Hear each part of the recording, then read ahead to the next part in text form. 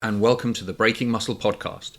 In this season, we take the show on a European tour, interviewing the top minds in the fitness industry from all over Europe to help educate, motivate, and inspire you to take your training to the next level.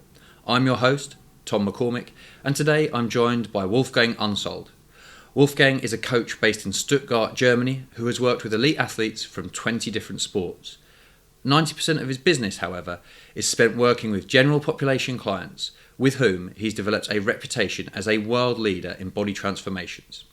In this episode, we discuss the similarities and differences between Gen Pop and elite athletes, the key measurement tools he utilises to track progress, the 3 simple changes he makes to every single one of his clients' training, diet and lifestyle habits, and a popular new fad fitness trend which is little more than an illusion designed to sell programs.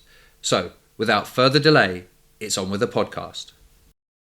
Okay guys, so as I said in that intro, today I am joined by Wolfgang, all the way out in Stuttgart, right? In Correct. Germany. We're currently on a European tour. We've done Norway, the Netherlands, now we're in Germany. Later today I'm doing Hungary, in fact. So today we're going to talk all about transformations, coaching general populations, but also applying some of the lessons you learn from dealing with elite athletes, because Wolfgang has experience in both fields. So just to fill the listeners in, if they don't know too much about you, can you tell us a little bit more about your background, how you got into this industry and what you've been doing over the past, well, what is it, more than a decade now? Yeah, it's about 11 years it Yeah. is.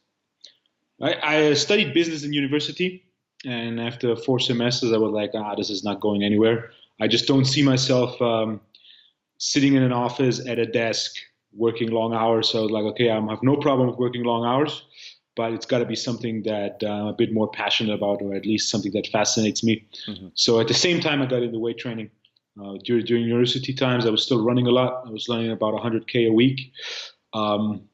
Looking different back then too. At the same height of about 185, 6'1", I was 70 kilos. Wow. Whereas these days I run around at like 115, Yeah. 116. So I was a lot of running, and then got shin splints. Back then it was like rest, put some cream on, that will fix it. Yeah, it didn't. And then I needed something else, and got into weight training. And at the same time, I was like, okay, what am I going to do? What job what can I do? What options are there? What I'm interested in? And I got really fascinated with strength training. And then basically it was like, you start reading articles, you start reading books, you start doing seminars in Germany, you start doing seminars in Europe, you start doing seminars in the US, and then it just grew from there. I was like, okay, this is very fascinating. There's so much to learn. I can make this a living. Started out working in a gym, then part-time self-employed, part-time gym, then full-time self-employed. Opened my own gym, the Your Personal Strength Institute, in 2010. Nice gym, small gym, about 170 square meters, PT only. Opened that in 2010, and then it's basically been growing since then. I have about 90% Gen Pop clients and about 10% athletes. We do personal training. I do a lot of consultations. So consulting is next to teaching and a supplement line, the main part of what I do these days. As far as athletes, I've worked with over 20 different sports, from players from German football national team to rugby, to a lot of fighting sports like MMA, kickboxing in particular, jiu-jitsu, to other sports like I've had 13 guys and girls compete in the Sochi Winter Olympics. I do a lot of track and field. I'm a consultant for the currently most successful track and field group of sprinters here in Germany. So we got hurdlers, we got 100 meters, we got 200 meter sprinters. Work with shot put, work with discus, and so on. So I've worked with a very broad variety of disciplines, which I find very interesting, as it's on a physical level it's the same. Yet the different needs of the different sports, the different type of athletes, the different training times, training frequencies, it allows me to do the same what I always do, but do it in a much different level. So it gives a nice break from the monotony of just working with Gen Pop or just working with one sport, which at this point, with how I like things to be, I can't really imagine. Mm-hmm. Fantastic. Yeah, that's a really good overview. And I think it's interesting that even someone who's worked with so many successful athletes, you say it's 90% Gen Pop still. So there's guys out there thinking they're going to exclusively train athletes. Maybe that's a little reality check for them. But Of course, you'll have learnt lots of lessons in these elite environments, and then some of those, I'm sure, have informed what you do with Gen Pop, and then you realise the differences. So you mentioned things like the frequencies that people can do and the overall workloads. Is that one of the major differences you find managing the stress of a busy executive, for example, will affect on what they're capable of doing in the gym? Sometimes, but sometimes not. One of the biggest misconceptions about working with athletes is that athletes are super motivated out training and that they're just going to train hard, going to train all the time. The reality is they're not. Some athletes are, some don't. But the same thing counts for Gen Pop. There's Gen Pop guys that train, or girls that train 6 days a week. There's Gen Pop clients that are very committed and do what you tell them to do and are like very focused. The level of compliance and focus between athletes and Gen Pop does not differ very much, in my opinion, and from my experience. Obviously, the biggest difference between Gen Pop and athletes is whereas the majority of Gen Pop clients are more wellness oriented. Yep. In the end of the day, they just want to feel better. Despite almost nobody tells you they're like, I want to lose weight, I want to do this and that. And at the end of the day, all they want is just to feel better. Whereas the athlete is not about feeling better. The athlete is about performance. So from a training focus, we need to make the athlete perform. In my expertise, it's just physical performance. So I'm not coaching anything technically. Yet I'm coaching the physical base, or improving the physical base through strength training and conditioning for the athlete. Whereas with the Gen Pop client, it's more or less wellness oriented most of the time. Yes, there are like Gen Pop clients are like, okay, I'm gonna I want to do an Ironman, I want to do a marathon, I want to do a triathlon. Let's train for that. Good, we can do that. Then it's performance oriented, but most of the time, and for most clients, it's more wellness oriented. I think one of the biggest differences with Gen Pop and athletes that's underrated is the type and volume of communication needed. Whereas with most Gen Pop clients that come hire you, and basically you're the expert, so they see you as the expert, and you tell them what to do, and they do it to some degree or to the degree of their compliance. Whereas with the athlete, the majority of athletes are convinced they know a little bit about training. And sometimes they actually know a little bit about training, but oftentimes they have beliefs that are like they would be on point in 1972. So the level of communication that's needed for them to understand what they need to do and then actually doing it, it's a lot greater than actually Gen Pop client. One of the guys I learned the most from, Yves Nadeau, who's a speed skating coach, very successful speed skating coach. Actually, he always liked to say, the athlete will not care how much you know until the athlete knows how much you care. So the level of communication you need to create. Okay, this is what we're doing. This is why we're doing it. It's simple stuff. Like when I have an athlete do curls, I always explain them. We're not doing curls to get bigger biceps. The size of your arm, it just does not matter a lot in your sport yet. Your ability to bend your elbow matters a lot. So try to run or try to jump without bending your elbow. It's not really gonna work, right?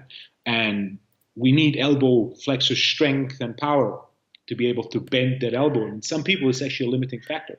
If you compare the strength levels of their legs compared to the strength levels of their upper body, elbow flexion, if you then look at the upper body and look at elbow flexion is in some sports and some athletes a limiting factor in upper body strength. So, for example, excellent indicator for upper body strength is the chin up. And a chin up from a functional standpoint is two things. It's extension of the shoulder and it's flexion of the elbow. That's the two things a chin up is. And a big chin up is a good indicator for upper body strength. Whereas if I've worked with speed skating girls, they could easily squat 75 kilos, which is a good weight on a squat. Yeah, they were not able to do a single chin up. Then often the point is, but speed skating is a lower body dominant sport. True, but try to speed skate without moving your arms. Try to speed skate without moving your upper body. Yes, speed skating is an lower body dominant sport, yet the upper body contributes significantly to your ability to accelerate and maintain speed. And everybody that disagrees, just go on the ice, try to do a few laps without moving your upper body, and then do a few laps with moving your upper body. Same thing as go on a field, try to do a sprint over the width of the field, do one sprint with like regular sprinting, one sprint without moving your arms, so not involving upper body a lot. The time difference is going to be huge. Mm-hmm. Even in lower body dominant sports, we need upper body strength. And that's also a thing. Oh, I play soccer. I don't need to train upper body. Maybe, but no. Try to run, try to jump without moving your upper body. It's not gonna work. Happening. Does a soccer player, a football player, need an upper body like a shot putter? Definitely not. There's no need to bench 200 kilos. There's no need to chin up body weight plus 40, 50, 60 kilos yet. Do you need some decent level of upper body strength? Absolutely. Should you be able to do multiple chin-ups with body weight, at least 20 kilos added on the chin-up? You should, just to get a decent level of strength needed for your sport. How many soccer players, for example, can chin up 20 kilos unless they're trained? Like I've 2 summers in a row, I worked a lot with. I've had national team players from 6 countries and a lot of German first league and second league guys. And the best I've ever had on day one was 7 body weight chin-ups with a 4-0-1-0 tempo. It was an Italian guy. He played Italian second league. He was very athletic. The worst I've ever had was under 19 German first league with 0. Chin-ups. Yeah, impressive. And the average was 3. So do they play on a high level? Absolutely. Do they get the technical skills? Definitely. Otherwise, you're not playing on a high level soccer yet. Do they have weak upper bodies compared to what they need to generate the force to be as fast and jump as high as they should be? 100%. Like 3 bodyweight chin-ups. That's a good number if you're 5 years old. But beyond that, if you're a professional athlete. So what I need to do, I need to make sure they understand why do we do chin-ups? Why do we do curls? We're not going to do curls so you get big arms and can flex on the beach. That's nice, but it's not performance related. We do curls to improve your elbow flexor strength, to improve your chin up, which is an excellent indicator for upper body strength. Something like that, I consistently need to explain an athlete so he understands, we're not doing this just, he's doing bodybuilding. He's not doing athletic training. Yeah, the bodybuilding and athletic training overlaps quite a bit, especially in the less developed athlete or the less physically developed athlete. If you, for example, if you have an athlete is in mid-20s in the US who's gone through high school and college strength and conditioning, the type of athlete you'll get has a certain strength base because the high school and especially the college strength and conditioning that basically all sports do is on a fairly decent average level. Mm-hmm. So they know how to bench, they know how to squat, they know how to squat and deadlift and clean. They get fairly decent levels of base maximal strength. Whereas if I get a 25-year-old soccer player who's never done strength training in his life or never done actual strength training in his life, they can't even squat to parallel. The absolute majority of them can't even squat to parallel, not even speaking about, we have a decent level of maximal strength. So for someone like that, I need to start them out differently, and I need to start them out with more of a bodybuilding approach just to build a foundation of functional hypertrophy and of maximal strength. Mm-hmm. Whereas if I have someone, one of my favorite examples ever is, if you look at shot put, there's Dylan Armstrong. He's a Canadian guy, won bronze at the Olympics. He's known for not doing any strength training. So he's like, for shot put, strength training is overrated. It's not sports specific in speed. It's too slow and so on. Okay, he's not doing any strength training. But then you talk a little deeper, and then there's all of a sudden the stories of Dylan Armstrong not doing a single strength training workout for 4 months, going to the gym and squatting 300 kilos. Yeah. So, does Dylan Armstrong need to do strength training? Strength is not his problem, obviously. Not his limiting factor. Yeah. Exactly. So explosive strength, probably, and technique, most likely. Yeah, for someone like that, we can't make the argument, you need to do strength training. You got the base level of maximal strength, and one of the most important things from a development standpoint of athletic ability is maximal strength is the mother of all qualities. Maximal strength is the mother of all strength qualities. So whatever sport you do, you need a certain level of maximal strength to perform. Even a marathon runner needs strength. You need the strength to put one foot in front of the other. You don't need to have a lot of strength. You don't need to produce a lot of force, but you need to be able to produce force consistently. Well, the average, one of the most fascinating things with endurance sports for me is how efficient they are at moving. If you look if you look at marathon, the average marathon runner on an elite level runs the marathon at 85% of his top speed. So that's about as fast as that guy can run. But he cannot run much faster, yet he can run 85% of his top speed. Freaking 2 hours something. Mm-hmm. The same thing if you look at 2 years ago, I had a professional triathlete who retired and then did my trainer education from Belgium. And he actually told me that he's assessing guys, and there's guys, if they do a max power test, they can push 400 watts on a bike. Everybody that has been bike riding, 400 watts is not that much, right? They can do 400 watts max, yet they can do 320 for 6 hours. It's like, your engine is not that big, yet your tank is so huge that you can just, you just can go forever. Mm-hmm. Like a moped. Mm-hmm. It's like a concept of they have huge relative work capacity. Yeah. Exactly. Really interesting. They can't go fast, but the speed they go is just going to go forever. Yeah. So is maximal strength needed? Does a marathon runner has to squat 3 times body weight? No. The time it will take to squat 3 times body weight will take away from what the marathon runner has to be able to do. Yet, should there be a certain level of maximal strength? Should the marathon runner have the ability to do a bunch of bodyweight chin-ups, to do at least 1.5 times squat, to have a certain strength in his upper and lower back just to maintain proper posture, which is also a question of running economics, and so on. So even a marathon runner needs strength, just at a different level. And the most easy way to pinpoint out what level of maximal strength someone needs is the total time of competition. So the shorter the total time of competing in your sport, the higher your maximal strength is. For example, look at weightlifting or look at shot put. The whole competition is less than 10 seconds. Then take something like sprinting. In a regular 100-meter competition, you usually have like 3 races. So that's somewhere around 30 seconds. So the weightlifter, shot putter is going to have a lot more maximal strength than the sprinter. Yet the sprinter is going to have a lot more maximal strength than the soccer player. For example, total time of physical demand in competition in soccer is, depending on your position, around 3 to 5 minutes per game. It's not a lot, yet it's a lot more than less than 10 seconds or 30 seconds. And then you look at marathon, total time of physical demand in a marathon. It's whatever you run a marathon, 220, so total time of physical demand is 220. So obviously the marathon runner needs less strength and so on. Yeah, fascinating.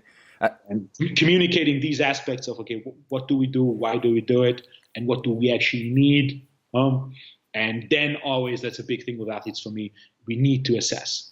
And that's one thing, it's probably my biggest critique with training athletes these days is there's so much stuff that gets done where nobody actually bookkeeps and assesses, is that actually working? Mm-hmm. Like I see a lot of stuff, for example, speed ladders. Like no sprinter works with speed ladders, for example, or doing these reaction lights. Reaction lights, especially in fighting, you see that. Does that correlate with your ability to defend punches or land punches? Hand-eye coordination. Yes, it does, yet the carryover is not there. If hand-eye coordination would be easily trainable and then carried over to fighting, some of the best fighters you would see is people that are good at video games. Yeah. People that are good at video games have insane hand-eye coordination. Yet transferring hand-eye coordination from video game to hand-eye coordination in striking, boxing, or any fighting, it's like one of my favorite examples about specificity of demand from a neuromuscular standpoint is the Lance Armstrong marathon example. Mm-hmm. Yes. Lance Armstrong, no doubt, he's the most successful and greatest cyclist of all time. Nobody's as accomplished, nobody has done what Lance Armstrong did. Lance Armstrong ran a marathon, and he finished that marathon. It was like 250, 253, 243, something like that. It sounds good for an amateur, but yeah. It does not put you in the top 10,000 in the world in a single year. So the best cyclist of all time, so his cardiovascular system is well developed. I've heard there's one guy I met from Texas, and Lance Armstrong used to go to this gym and do like VersaClimber intervals. And there's stories about him pushing up his heart rate to 200 beats per minute. And within 3 seconds, like he got off the VersaClimber, and within 3 seconds, his heart rate was below 100. No way. So it was like fucking pop, pop, pop, pop, pop, pop, That's pop. insane. So the cardiovascular development, no doubt about it. Lance Armstrong is one of the most cardiovascularly developed athletes of all time. But he runs a marathon in a time that'll be realistic. It's poor. Yeah, Trained for that. He actually said in one interview that the worst thing he's ever done is run a marathon. yeah. So taking the cardiovascular aspect as a side, which is definitely a component, the neuromuscular component, it's a big one, especially when we talk about non-specific conditioning that a lot of people do, or doing like the peripheral vision training and reaction training. It's too specific. There's actually no carryover. And if someone disagrees with me, good, show me the proof. Mm-hmm. Like, okay, that's my point, you know. Especially in training athletes, there's so many people do so much where there's actually no proof that it works. We need to assess. Well, for example, one of my favorite assessments in athletes is standing broad jump. The correlation between a standing broad jump and your 5 and 10 meter sprint is extremely high. Mm-hmm. 5 and 10 meter sprints, testing that is not that easy because you need lights and you need the setup. Yeah. Yet testing a standing broad jump is super easy.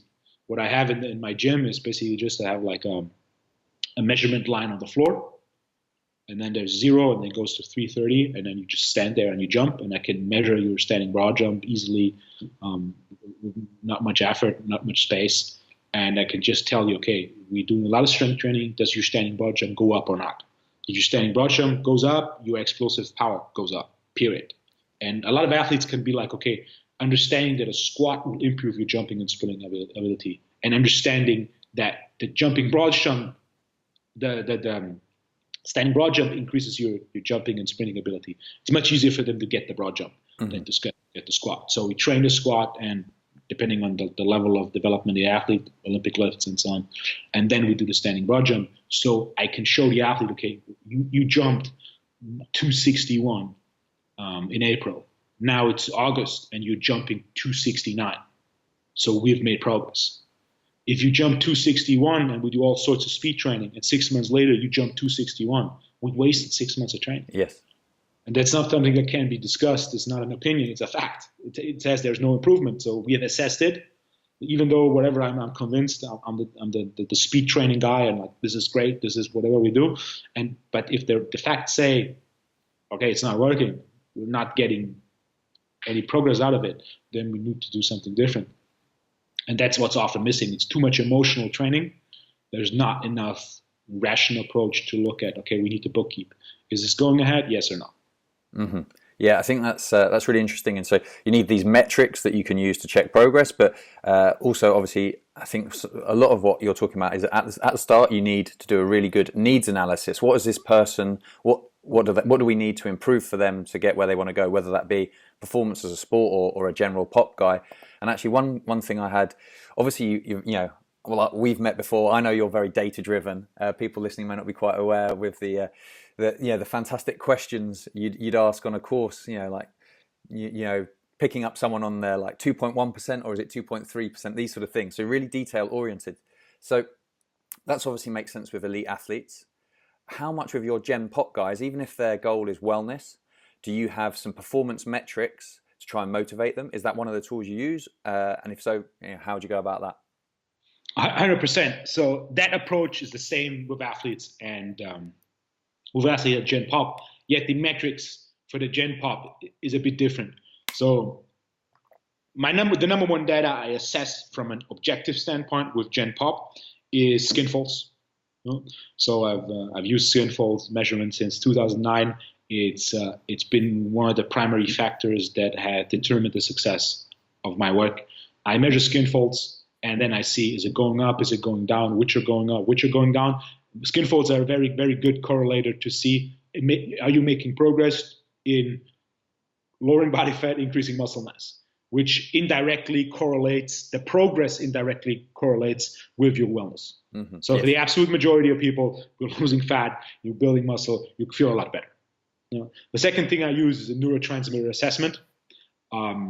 It's based on the work of Dr. Braverman. Many people these days have heard of the Braverman assessment.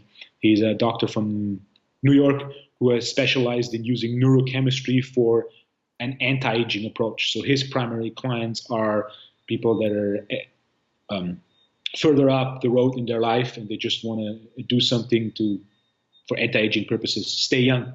Whereas I use it for my clients to see, okay, neurotransmitters basically dictate what's going on in the body.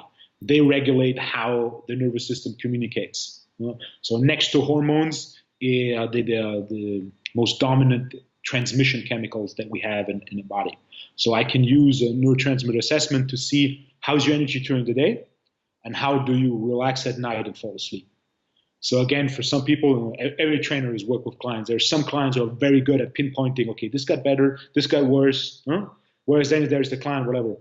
You take the skin folds, it's objective. They lost whatever 8% body fat and lost 8 kilos on a scale. And the client is like, yeah, I'm not sure if anything happened. Like, like, okay. So for that, that's subjective. You have some clients that are good at assessing, some are not.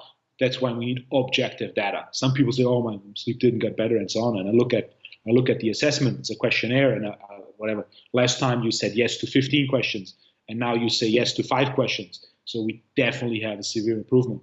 So the second thing I use next to the skin folds with the clients is neurotransmitter assessment to assess how is their brain functioning during the day, how is energy, how is attention span, and then at night, how fast can they relax, turn down the system, and how deep do they sleep? Because neurochemistry, next to hormones, is the most important factor as far as regulating the functions of your body. Mm-hmm. Like serotonin, the neurotransmitter of well-being, it's a precursor to melatonin. So if you have enough serotonin, it's much easier to make a lot of melatonin. Melatonin puts you to deep sleep. If you have low levels of serotonin, it's very hard to produce enough melatonin to get into deep sleep. Something like melatonin is very hard to assess, especially on a daily basis. You're not going to run a lab test for melatonin every day. You should not. Whereas something like serotonin, assessment of serotonin levels, it's much easier. So I like to use that. And then obviously one of the other things with Gen Pop clients and athletes is, for athletes usually, especially if it's professional athletes, training comes first. It's their number one priority. Whereas usually with Gen Pop client, their first priority is job or family. Their second priority is family or job. And then if it goes really well, their third priority is training and nutrition. So what I like to do, I like to find solutions that easily fit into their schedules and lives without making too much of an impact on the other two factors that are important for them.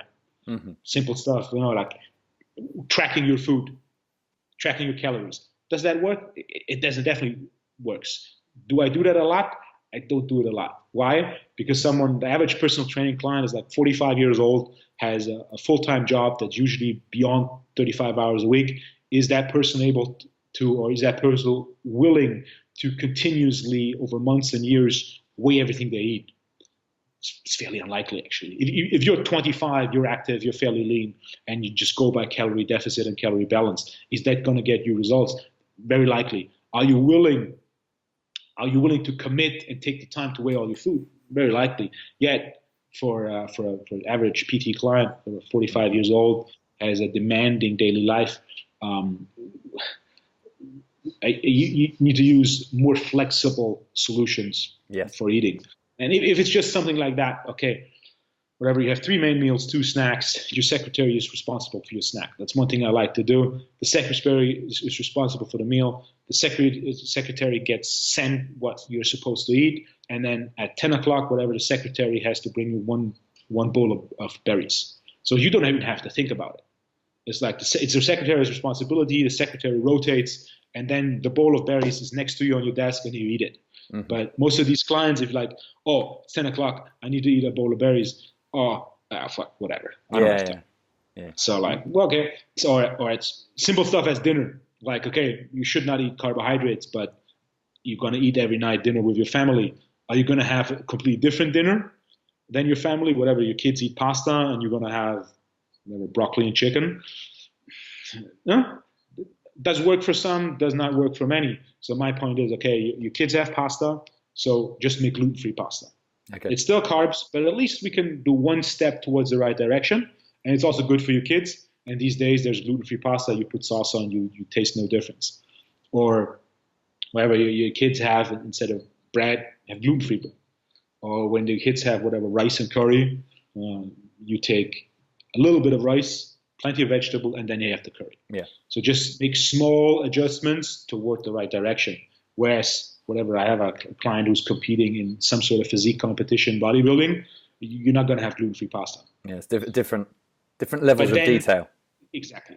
Then it's more about, okay, we need to be more strict to performance. Whereas for Gen Pop, it's more about progression over perfection and sustainability. Because that's a big factor. Everybody that has been interested for nutrition and training for a while, you know that most people start something and then it's just not maintainable for their level of compliance and the life they live.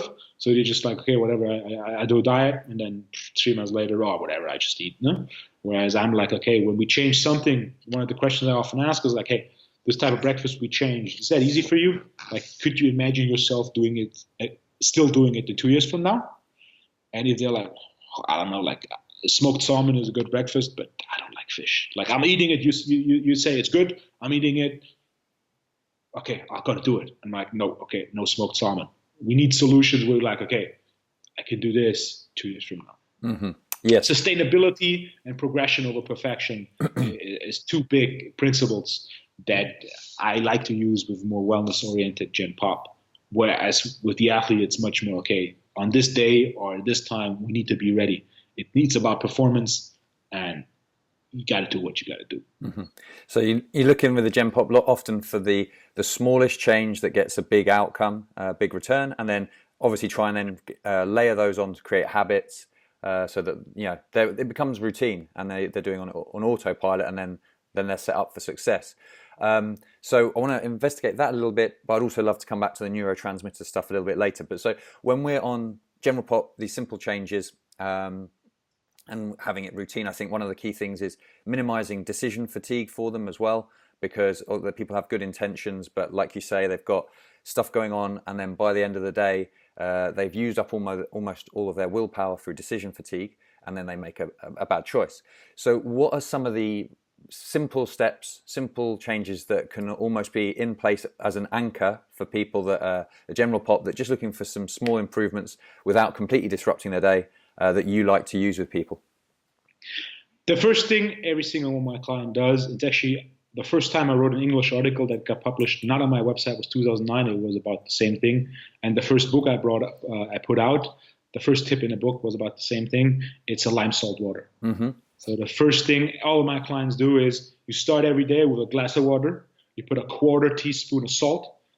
I recommend Himalayan salt because 10 years ago it was the colored salt that was the easiest to get in Germany. Yet you can take any other salt. I prefer a color because the color comes from minerals. So there's a little bit of extra minerals. Technically, white salt works. The main ingredient of the salt that has the effect is the sodium. Mm-hmm. So every salt is rich in sodium. I just go colored salt because of some extra minerals. 1/4 teaspoon of that, a shot of lime juice.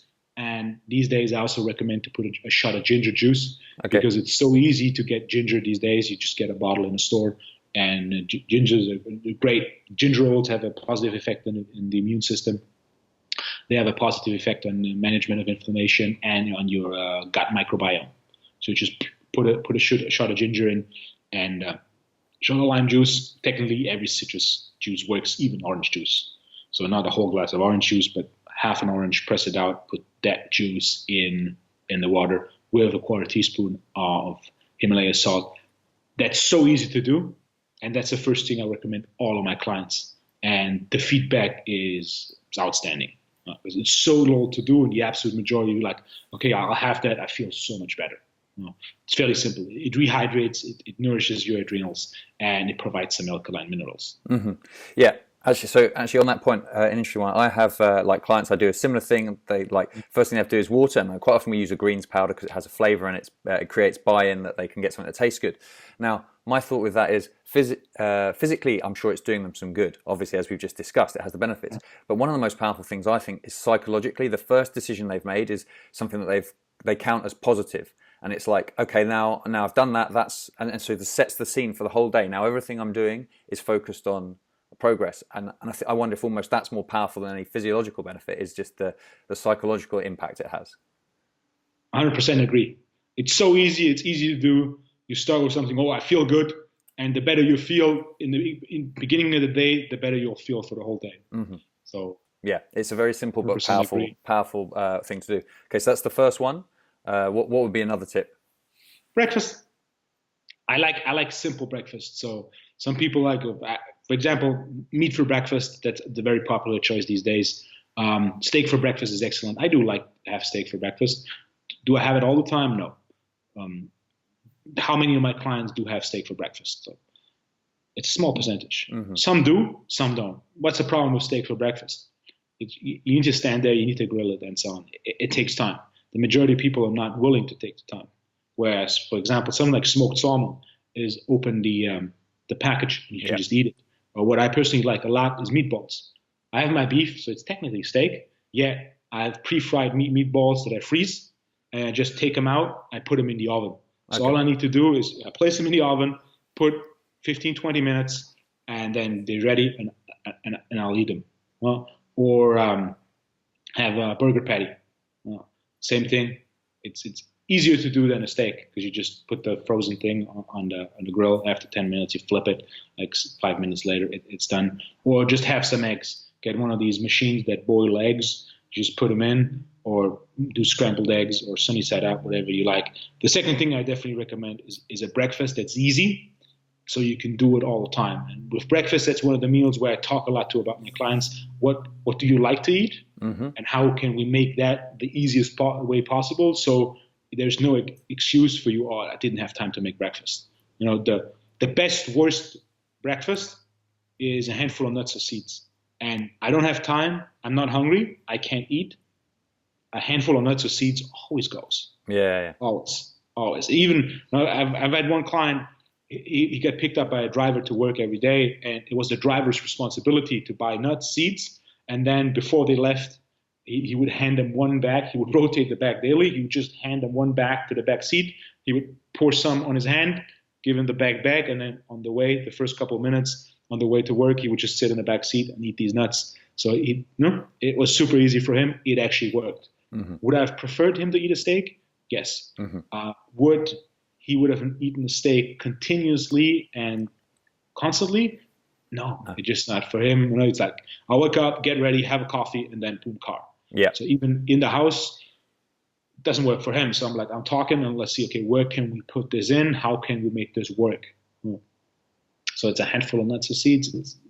It's super easy to do. So breakfast that's easy to do, that you like to eat. So if you're not liking smoked salmon, I'm not giving you smoked salmon. If you don't like eggs, I'm not giving you eggs, and so on. We need to find something that tastes good and that you like, so it's more sustainable for you. And then same thing again with the lime salt water is you have a good breakfast. The odds that you eat well for the rest of the day are much, much higher.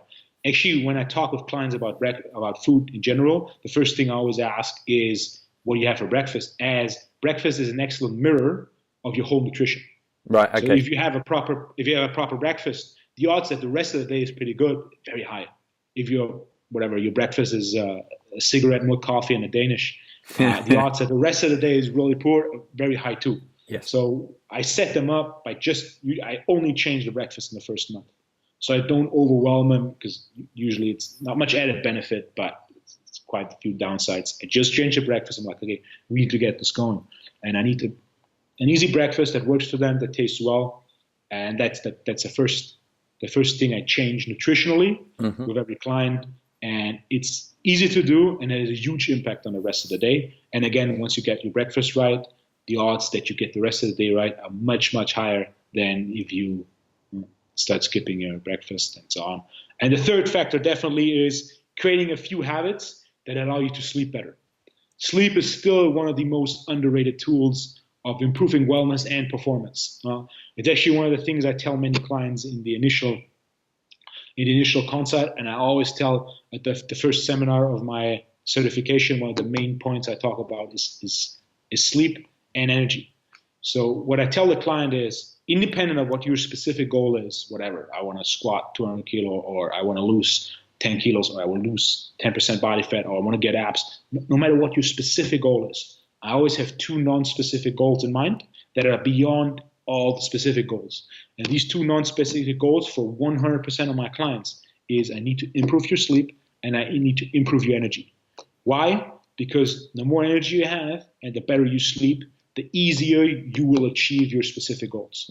Yes. Lower fat, lower weight, whatever, compete, and so on. So whatever I do nutritionally and supplement-wise, two big goals I always follow that sometimes I talk about with clients, sometimes I don't talk about, but still the main focus is improve their energy. The more energy they have, the easier the daily life is, the better their sleep is, the longer they can sustain the changes in their lifestyle, and the more likely they're successful. One of the great quotes about sleep that I like is, the general that sleeps the most wins the war.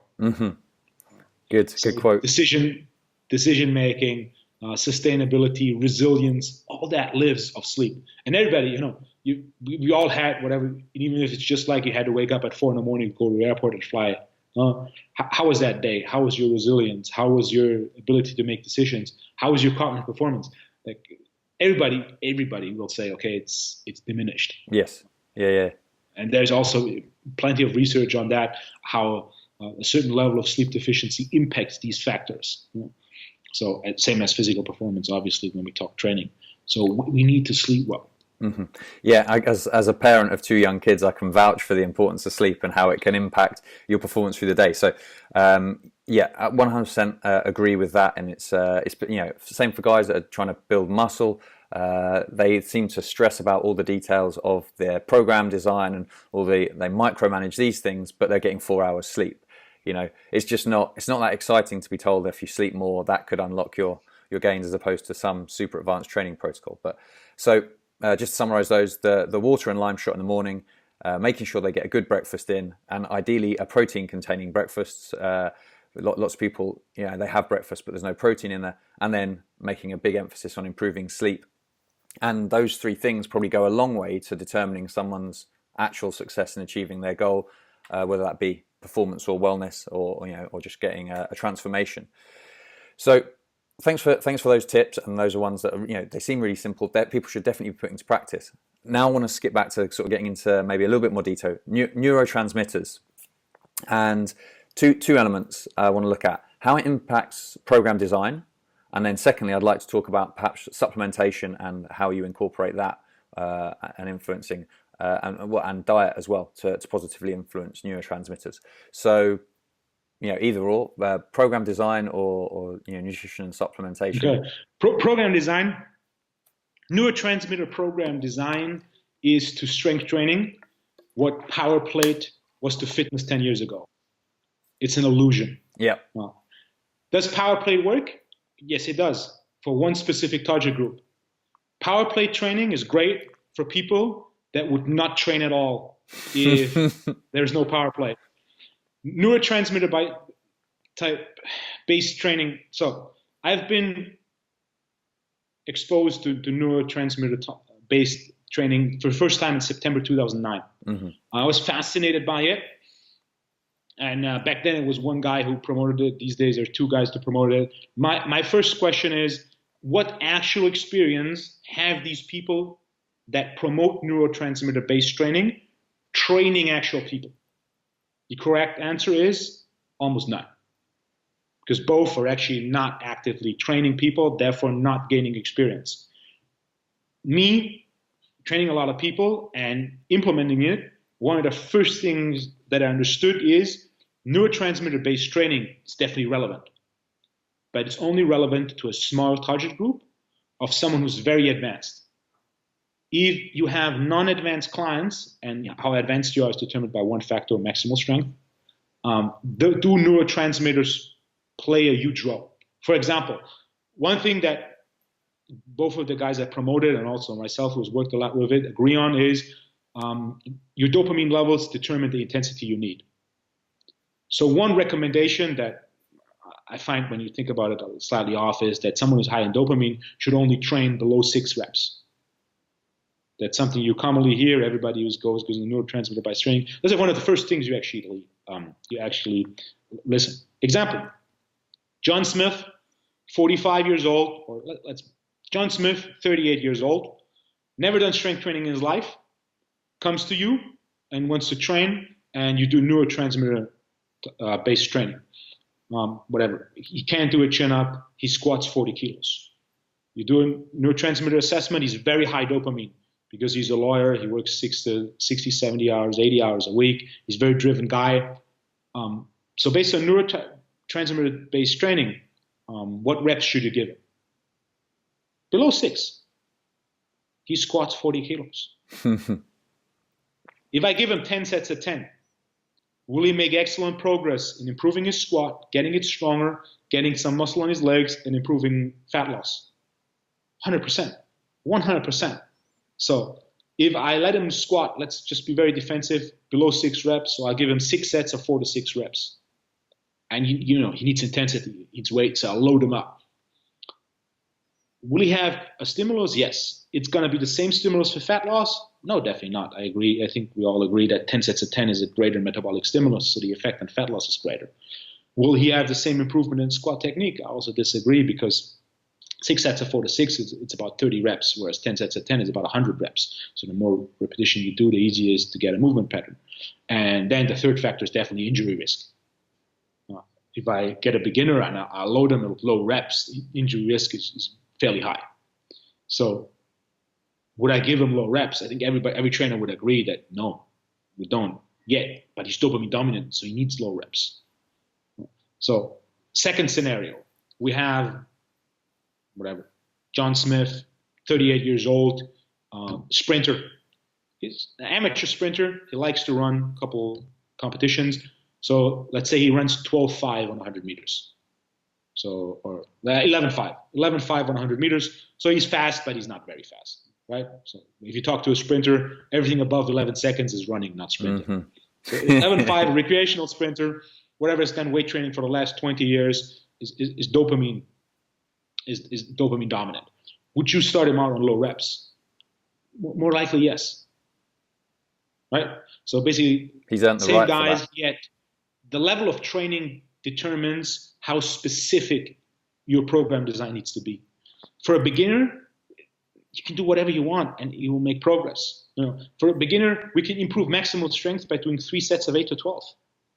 Everybody that's gone to the gym has probably started with 3 sets of 8 to 12, or maybe even 3 sets of 15 to 20. Yeah. If you have someone who's never trained, you put him on 15 to 20 reps, will he gain strength? Yeah. Yes. How long does that go? Well, 1 or 2 months max. And then you need to change. You can go from a 40 kilo squat to a 60 kilo squat with 3 sets 8 to 12. You will not go from a 200 to a 220 squat with 3 sets 8 to 12. Mm-hmm. It's just not going to happen unless you're some freak. Yeah. Right? What was that shot putter that you mentioned earlier? Yeah. There's some people that can do whatever, but every gym has at least one of those guys that train and eat completely shit but look like great. But the problem is everybody else in the gym tries to do what they do and just not getting results. So my first point is, one of the things with neurotransmitter-based training is it is valid, yet it's only developed in an advanced state. Then it's the difference. Okay, how much intensity do I give? How much volume do I give? How much rest do I give? What frequency do I give? Which leads to a second point. All these neurotransmitter-based training approaches only look at your dominance. Yes. But you need to look at all your neurotransmitters. If I have 2 people, both have 40 dopamine. The one person has 35 serotonin and the other guy has 5 serotonin. On paper, they're both dopamine dominant, so same training. Yet, how high your serotonin level is plays a severe influence in how you design programs. So we cannot only look at your dominance, we need to look at the whole neurotransmitter setting. Mm-hmm. There's a second point. And I have a few more. My main point is it valid? Yes, it is. It's only valid on a very high level. And what I too often see is that, especially younger coaches and coaches they're not as pragmatic in assessing data. There's a level of analysis, paralysis through analysis. So you get lost in these, this is the neurotype and what am I doing here and there, and all of a sudden there's no results. Yes. So if in doubt, keep it more simple. And if you're not progressing with the simple stuff, then it's time to take it one step more advanced. Yeah. So with average personal training clients, neurotransmitter-based training, come on, it makes no difference. It makes zero difference. It's a fact. They just need to do the basics exceptionally well, and and I think it's again maybe the point is that the principles apply to everyone, and then the details of how you apply those are a little bit different. And as you say, like an elite sprinter looking to go from 10.2 to 10.1, maybe it's a consideration. For your average 40-year-old guy who comes in the gym 3 times a week, not an issue. We're all just disappointed though that we haven't unlocked the secret to unlimited gains, and you shattered those illusions. The new holy grail is gone. Yeah, it was the power plate was fun, you know. Yeah, I know. Enjoyed that. That lasted for what, maybe 6 months. So I still remember seeing Premiership football matches, and they had one of the teams. They had it in the tunnel, so the players were standing on it before they go out to play. So I've never seen that one, but it's a good one. I bet whoever did that, looking back, feels a bit stupid. But okay, so now we've talked about program design. Now, in terms of supplementation and diet, do you try and have an influence there to improve people's definitely neurotransmitter profile? Food has a huge impact on neurochemistry. And I often hear science-based people like, oh, that's not true. So fairly simple example.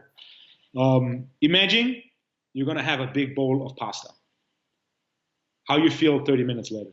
Well, I'm rubbing my belly on the sofa, half asleep, yeah. Exactly. The absolute majority of people, there's some people that eat a bowl of pasta and like, oh, let's go train. But the absolute majority of people, high blood sugar will lead to an increase of serotonin levels in the brain. You just feel like, relax. Same thing the other way around. Now imagine you're not having any food for breakfast, but you have 2 huge cups of coffee, black coffee. How are you going to feel half an hour later? Mm-hmm. Yeah, beefy, wired, energized, slightly stimulated. So again, solid food, liquid food, they do have an impact on neurochemistry. So I can actively use those foods to either increase your energy or increase your level of relaxation. So I can use that bowl of pasta at night or after training to calm down the system. I can use the 2 cups of coffee in the morning to get going or before training. Well, it doesn't mean I recommend everybody to have 2 cups of coffee, and I recommend everybody to have pasta at dinner or after training, but as a simple example. And the second point is supplements. I like to use them a lot, and what I do with the neurotransmitter assessment is I do it monthly. Okay. So I have a bookkeeping, so I can compare numbers and I can see what worked. So we have deficiency of 15. Then I use supplement protocols that follow a hierarchy.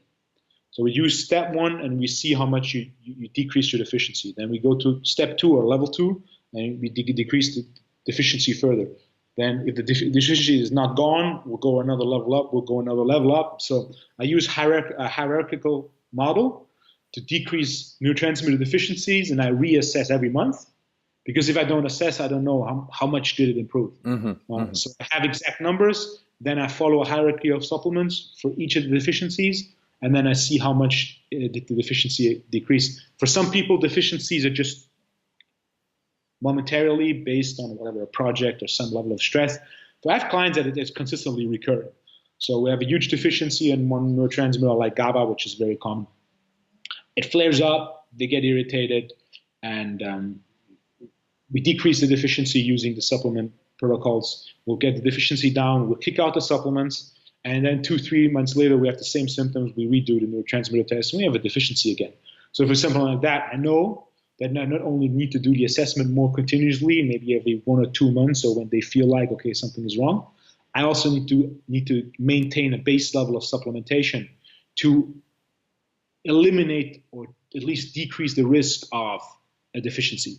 So again, genetics definitely play a role. Genes determine enzymes determine neurotransmitter levels.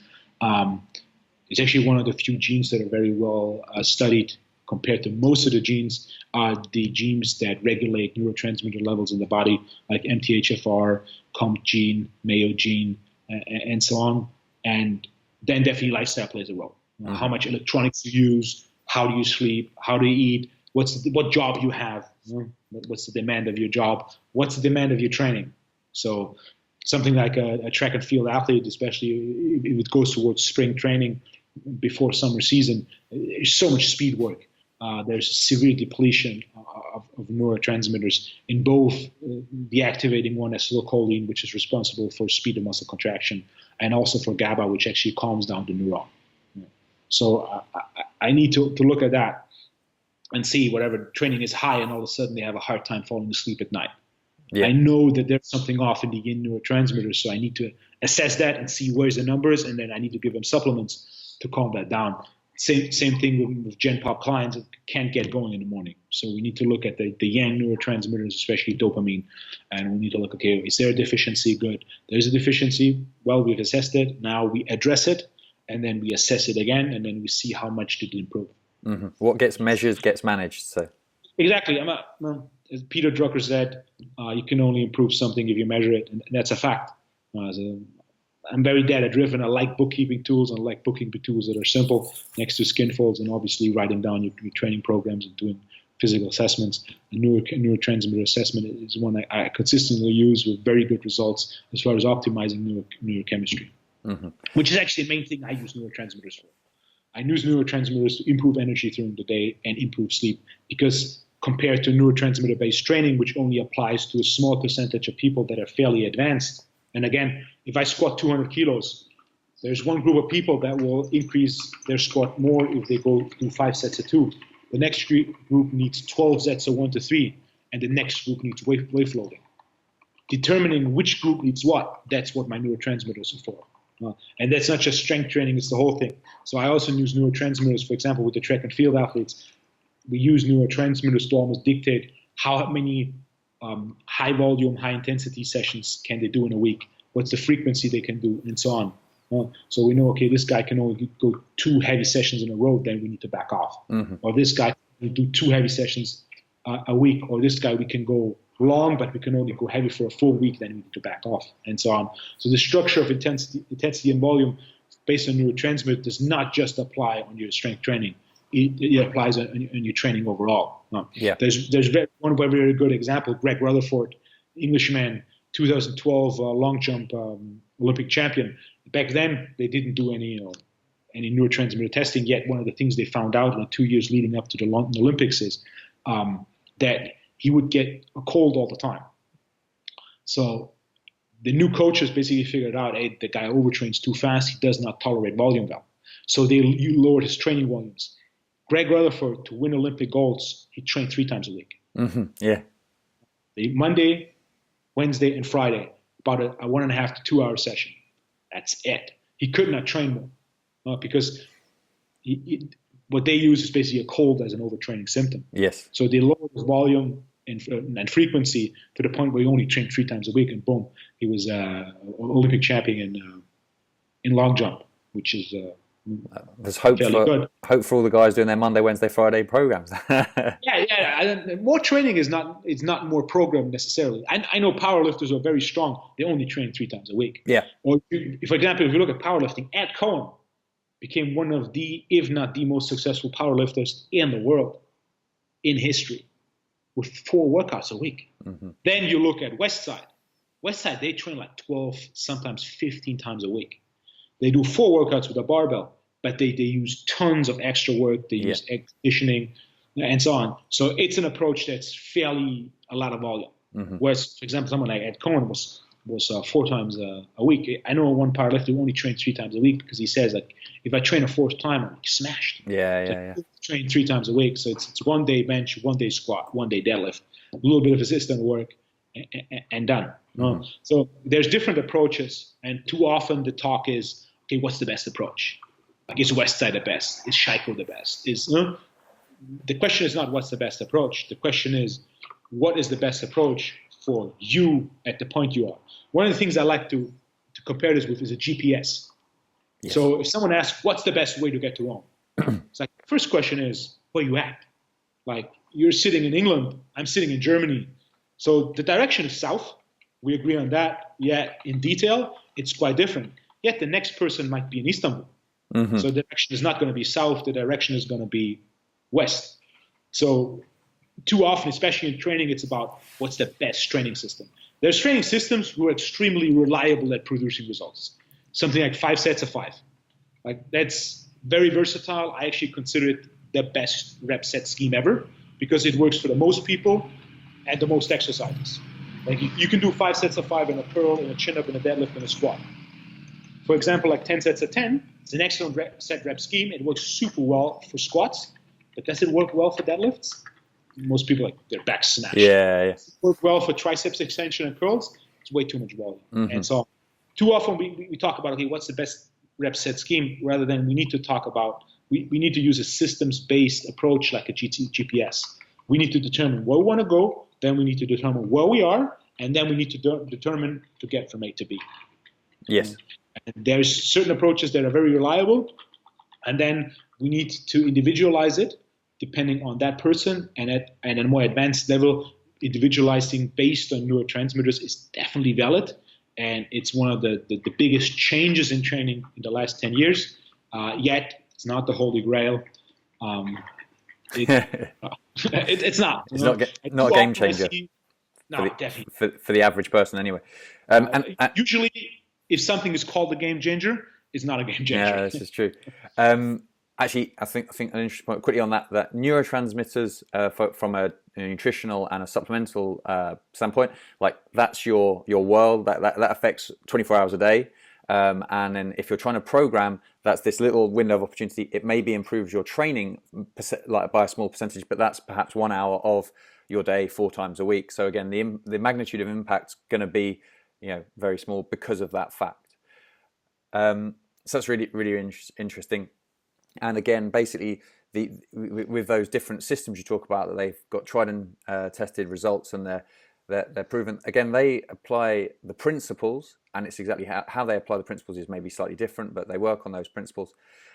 And with the powerlifter, the interesting thing that I thought was when you talk about where you are now and where you want to go, when you're that strong, you cause that much more disruption, and because you can handle so much load. Like a guy who's just starting out in the gym, who can only like squat 30 kilos, if he trains 3 times a week, it's probably not going to wipe him out, because just the overall disruption he's caused is nothing. But if you've got your powerlifter guy who's squatting 300 kilos, of course that takes more time to recover from. So I suppose understanding these things and applying the general principles to a specific situation is the art of the combined with the science.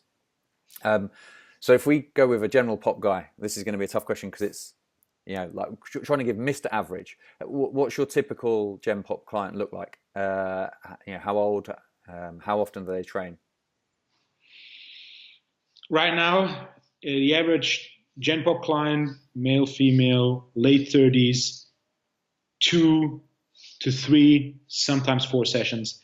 Consulting clients and personal training clients are different. Personal training clients, the majority I've had over the years, it's an average of 2 sessions a week. That's it. Whereas consulting clients, that's clients that only see me every 3 to 4 weeks for half an hour, get a new program, update nutrition, update supplementation. I'll usually get them to train 4 times a week. It's a bit of a different target group. For PT, it's twice a week. It's late 30s for both these days. Usually it's somewhere in the mid 40s. About 6-8 years ago, I had a fairly young average. I had like late 20s, early 30s was my average client. Over the last couple of years, it developed back to late 30s. That's the majority of clients I have. 2 to 4 sessions a week, 3 meals a day plus 2 snacks is what most get down. Yeah. All those basic things that they can then become routine, and they know, and then they're not overcomplicating things. They know how their day's going to look.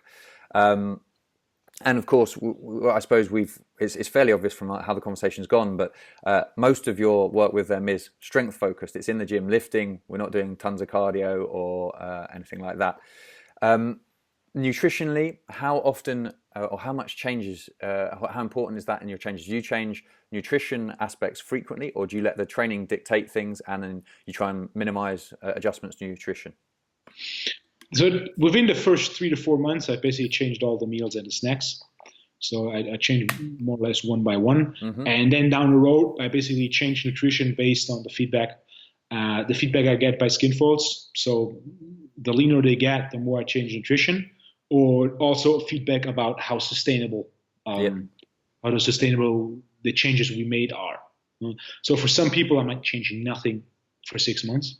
So it's working. Why change? Yes, absolutely. And for some people, I change something every month. So we put some carbs in, we put some carbs out, we increase the protein, and so on. It's highly individual. So I just go basically, okay, what's the goal? Where's someone at? How's working? What we changed, and then the goal is to make one more change or another few changes to make it easier to sustain and get more progress in. Mm-hmm. Yeah. Once you've got those habits in place with the Gen Pop guy, I suppose the requirements for changes are probably less because they've created pretty good habits. I find that obviously you need to be on top of nutrition if you're trying to get body composition results, because a training program needs some time for you to play things out. But week to week, if the scales are jumping around, the calipers are moving, obviously you need to be on top of that. But the key is getting to that point where they're, as you say, sustainable, that we know that what almost like their maintenance is, they can hold their weight, their condition here, and then we can titrate things up and down a little bit. With training programs, I find that once you've got someone settled in, perhaps you then have a bit more variety, or you change more frequently, but then those changes are still, it's not week to week. We're not changing a program every week. It has a time.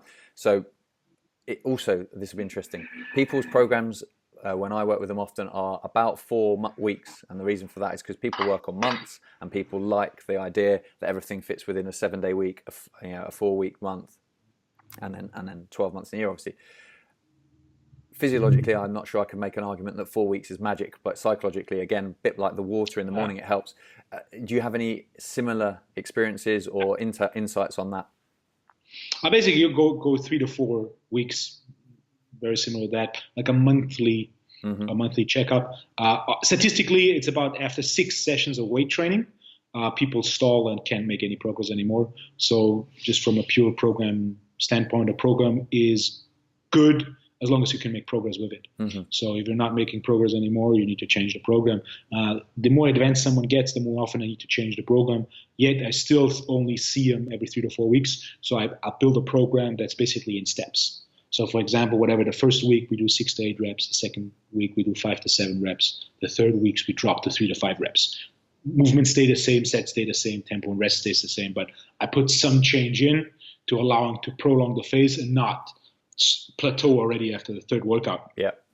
6 workouts is a very good average. In interval training, it's actually 4 workouts.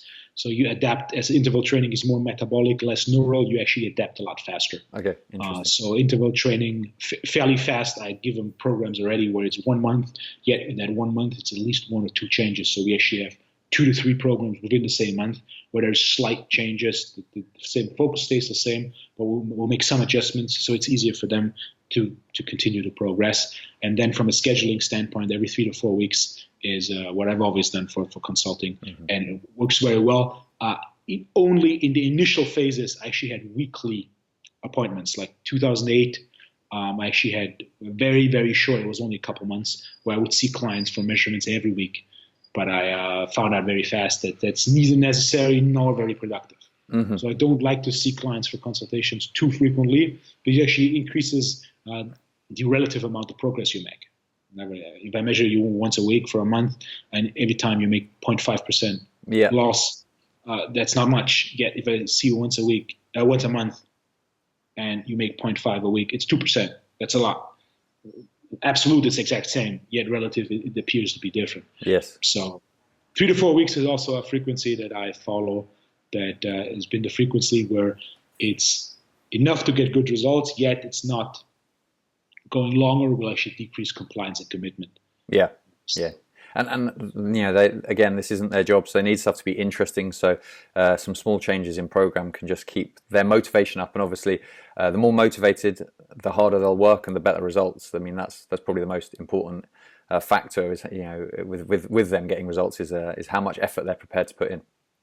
Okay, so we're running up on time. I've kept you here a lot longer than I promised I would. So we'll try and wrap up. I've got a quick fire few questions, and I'd like to get people the opportunity for you to plug where people can find out more about you. So first of all, it's just an either or question. So pizza or burger?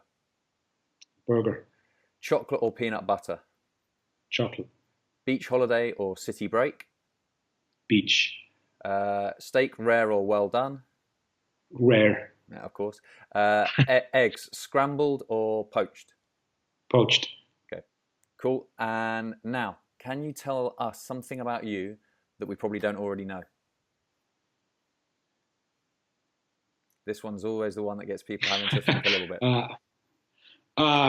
Probably the one thing that people don't know that I've barely done any strength training in the last 6 months. Oh, wow. Okay. There you go. That is a good one. Well, that's a very good one. I've only done 1 to 2 sessions a week, so I'm not stopping strength training. I really like strength training. Yet after over 10 years of strength training, I was looking for some change. And last summer, I started training jiu-jitsu. Okay, cool. And I did like 1 or 2 sessions a week. And then over winter, I got bitten by the bug. So in January, I was like, fuck, I got to do more. So I actually do jiu-jitsu 3 to 4 times a week now. Okay. And usually one heavy jiu-jitsu session takes me about 2 days to recover. So basically the strength training has been decreased dramatically as you're just, doing a lot of grappling and strength training do not go that well with each other. So actually currently in a phase where I do 1 to 2 sessions a week, which is the least I have done since probably 2007. Yeah. Usually don't take much time off. I even get short workouts. Taking off a full week of strength training has not happened very often in the last 12 years. At least even if it's busy and so on, I get in short workouts. But actually the last 6 months, it's only 1 or 2 short workouts, basically maintenance workouts for muscular balance. That's all I do. As my main focus has been in 3 to 4 jiu-jitsu sessions a week. Excellent. It seems that actually there's a few people I know that found a similar path. They're now, I suppose maybe it's you're learning a new skill, and then that you're really excited and motivated by that. That gets your brain switched on. Being a beginner again is very fun. Yeah. Interesting. And are you doing some competitions or? No, I'm not a competitor, so I'm not really interested in it. I'm more interested in the learning aspect and the understanding aspect, and especially jiu-jitsu is something that's very conceptual. Mm-hmm. It's a lot more about understanding than actually doing. So if 2 guys go at each other and the one guy is not very physical, is not very fast, yet has a high understanding of what he's doing, the other guy is very physical and very fast, great athlete, yet does not have that much conceptual understanding of what to do. The physical fast guy has no chance. Yeah. Which I find quite interesting, as it's a very playful sport that actually also gets me to sweat a lot more than strength training, which I find a good change. And at the same time, it's something that occupies my brain quite a lot. Yeah, excellent. Very interesting. Yeah, one of my clients has got a really good background in Greco-Roman wrestling, and now he's doing BJJ, but he knows how to use his body to put people in. And so he says it's hilarious because the guy's way bigger than him that get infuriated just because you look at them, there's no way he should be able to do what he does, but he has that body awareness and that understanding. So it's an interesting point. Okay, so now please take a moment to tell us where we can find out a bit more about you, the stuff you offer, your courses, maybe your ebooks, those sort of things. I have Instagram. I have Facebook. It's probably about everybody. Wolfgang Unsoeld. You'll find me on both under the same name. ypsi.de is my website. So the majority of the website is in German, yet about 20% of it is in English. You can go on articles, and then you have a whole section of English articles. And you can also go on seminars, and you have a whole section on English seminars. And the same thing in my shop. Except one ebook. Actually, all ebooks I put out are in English. Okay. So if you're interested in looking further, there's plenty of articles. I have a few ebooks, a lot of programs, and also we have English certification. We do it in German twice a year, and we do it in English once a year. A license, B license, different modules, different seminars. If you're interested in anything, just flip through the website, and you can follow me on social media. I don't post very frequently. Occasionally, I do. Quality, not quantity on that. Yes, I can vouch for there are some English, definitely some English. I've read them on the website, some really good stuff. So if your German's not up to scratch, then there's plenty there still for you. Okay, thanks very much, Wolfgang, for taking the time. Really appreciate that. With some excellent tips there for people, and have a great day. Tom, appreciate it. You too. That wraps up today's episode. Thank you so much for investing your time with us. We really appreciate it. If you enjoyed what you heard and took value from it, please do me a favour by heading to iTunes right now, subscribing to the show, and leaving a review. Positive reviews, like 5 stars, hint, hint, really help the ranking of the show and will help us to spread the word and keep getting top-class guests on. Make sure to follow Breaking Muscle on social media and me at Tom McCormick. That's TomMaccormick on Instagram. Bye for now, and I'm looking forward to catching you on the next episode of the Breaking Muscle podcast.